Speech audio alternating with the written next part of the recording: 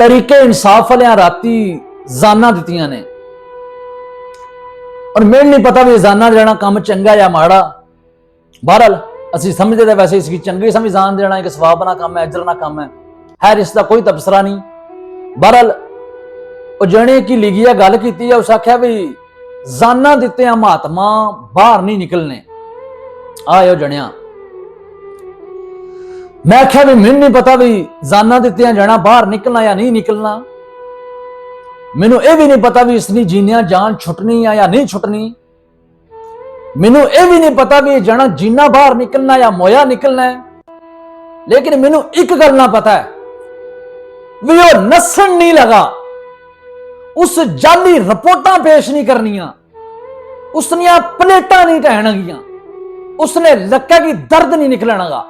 इस काम ना मैनू पता है। और जनियो यार मर सारे जाना पता नहीं कदू मरना है, जिन्हें झूठ मारना कदू छोड़ोगे।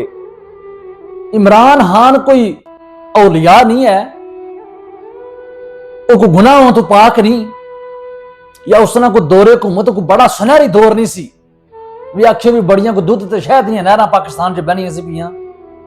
लेकिन एक गल मनो, वो किसे आख्या सी भी जने बनने नहीं जने जमने। इमरान खान ने नाला ना दलेर और जुरतमंद जना शरीफानी 100 नस्ल भी दोबारा जन्म लगा वह ना तो इमरान खान नहीं बन सकनी है। जिस दलेरी, जिस जुरत, जिस हिम्मत, जिस ताकत और जिस इस्तकामत नाल ओ जना खलोते आगा और ओ जना लफड़ नहीं लगेगा, पाकिस्तान की पैदाइश तो लिया हुण तक उसने मिसाल दुनिया तक नहीं लभ सकनी है।